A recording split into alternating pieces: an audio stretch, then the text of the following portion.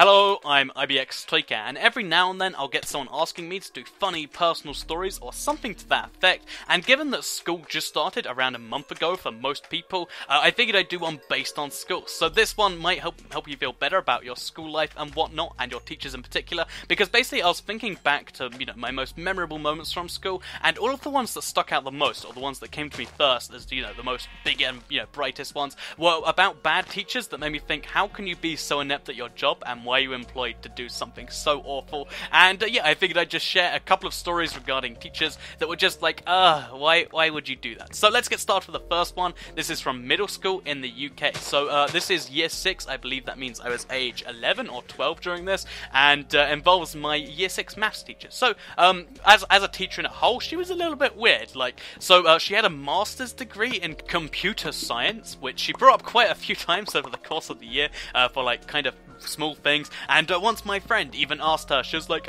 he was like, oh, so what does IP stand for then? While we're on the context of IP addresses, and she's like, it stands for Internet Provider, which if you don't know, it stands for Internet Protocol, and I don't know how that, I think there was some lying or some ego boosting or something wrong going along the line there, basically, of this teacher, and so she had a few people that liked her, and she was mostly kind of paid, she was one of those really, really strict teachers, but basically for her birthday, which by the way, I don't know why you asked this for your birthday, but for her birthday she was like, I want a nice easy lesson, so I'll let you guys all just play with the various toys and stuff around the classroom. In year 6, that's a weird thing to do, but it's like, okay, we'll play with toys and stuff or whatever. So we're all just, doing the laziest lesson ever basically, and this is also a little bit after I got one of my first phones. So I get my phone out and I start playing a stupid Need for Speed game under the desk or something, it was a really basic game, you control with a little stick, and I was just playing under the desk because I was like, oh yeah, that's not my thing, but I'll just do this under this. I'm being fairly discreet with the phone, just in case anyone has a problem with it, or it's, not allowed in some way,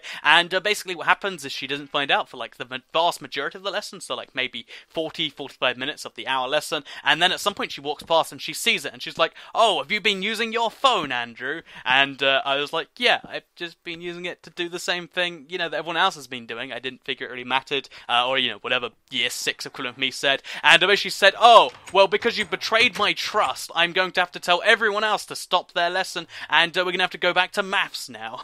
And that is just the worst reaction on quite a few levels. So, first of all, this is a teacher that's pretty inept by default. Not all teachers are, good at their stuff, that's fair enough, but then she's, super, super strict about it, and then she holds, some form of, easy lesson, do what you want kind of thing, just because it's her birthday. It's not the end of the year or anything, it's just her birthday, and she wants to have an easy lesson for it. And then in that easy lesson, she gets so upset because someone had the audacity to use their phone instead of doing the designated fun activities, that she decides that everyone has to put their stuff away now. And that is just so bad on so many levels that I just don't understand to this day what her problem was. So yeah, she decided to try and demonize me to the class. No one actually cared about it afterwards, or not publicly, maybe everyone hates me as a result of that, but no one really cared about that, but still, the audacity to try and do that to someone it's just awful in my opinion. So yeah, that was awful teacher number 1 from middle school. So in upper school, which is there's this free tier system where I live, but basically upper school, which was age 13 to 16, and then a little bit of sixth form, basically when I was in upper school, about halfway through they introduced this consequence system, because up until they had that system, basically it was the teacher's discretion, and they could do whatever they want based on, when you did something wrong, and generally it was just warnings because it was easier for them that way, but then they put in this automated system where you could get consequences. It was consequence 2, consequence 3, etc. They were just named consequence 1 through 6. 1 was a warning, and 6 was the worst thing, and I'll get more into what that means later, but basically, consequence 2 was detention, 3 was a longer detention, 4 was a longer after school detention, and 5 was, I believe, a slightly longer after school detention, or maybe it was a Friday one, but basically just slightly more serious, and you get the basic point. As you go up the system, consequence 2, if you get that into a 3, then that's of course a lot worse. So basically, they made it easy enough for teachers to do this, and it meant that if you didn't do homework, which is something during upper school, I might have mentioned this before, but I was just so drained and depressed through the vast majority of upper school, I just didn't do homework. Once I got home, it was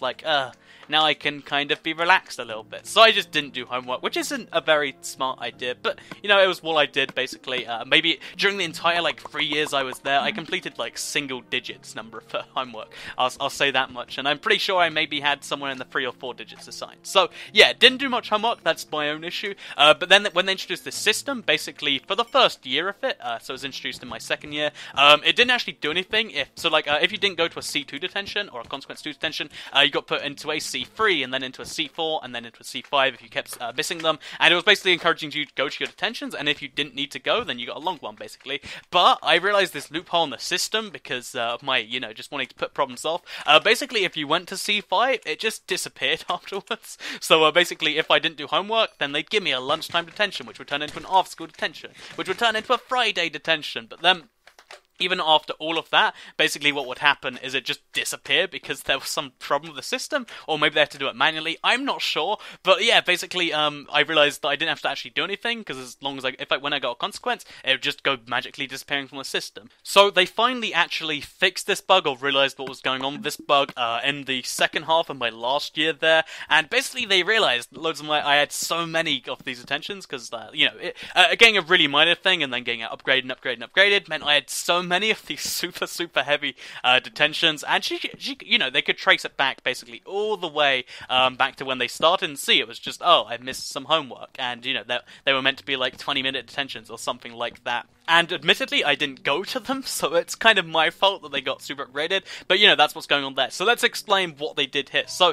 the same time this particular feature found the bug was when they added this last consequence on the system, which was number 6, which I said I'd speak about.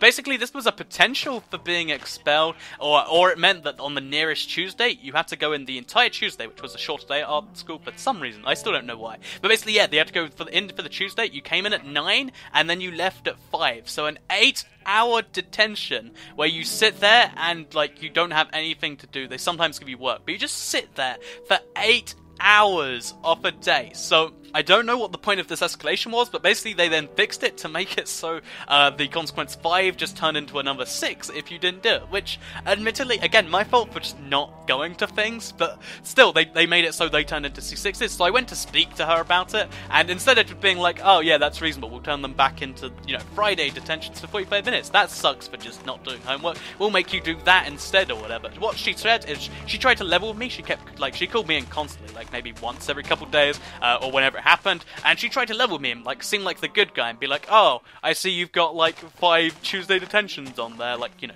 9 to 5 ones, so like 8 hours. I see you've got like loads of those on there. How about we make this better for you? I'm willing to compromise and only make that 2 days that you have to spend in the place where you're entirely isolated the entire day. And also that's where all the students that, you know, get into fights a lot and getting caught for doing drugs in the classroom and also for beating up teachers. Like, there are some really awful things you need to do to actually get this consequence by itself. And she's like, yeah, you'll just do 2 of those, and then you can do also another 3 like Friday after school detention, like the 45 minutes one. That seems like a fair way to even this out for you, right? And it's just every now and then you can get teachers that are definitely on your side. I've had like a few of those, and that's really cool. But this one was so the opposite of my side. She had the ability to just remove them, but instead of just removing them or turning them back to where they were and just taking like a couple of weeks of, like, you know, my life of after school detentions, she decides that, you know, it'd be way more fair than that if I had to do all the insane, like, I went legitimately crazy, not legitimately, but I went a little crazy just being stuck in a room for 8 hours, and I don't know how they're allowed to do that, but it was awful. And yeah, that actually happened more than once. That happened quite a few times over the course of that year, and just so much of my life. Remember, this is school time too, so I missed like genuine school for the exams, which are, I guess, that year, and I don't understand the logic at all. And the bit that makes this a bad teacher, not just a bad system, is the fact that she kept pretending to be on my side, like, oh yeah, we'll just remove that one, and then we'll turn the other 2 into 8-hour detentions, or whatever, and it's like, ah! And that made me realise that people will pretend they're compromising, even if they're just trying to get you to do something. And sometimes it's even the worst thing in the world.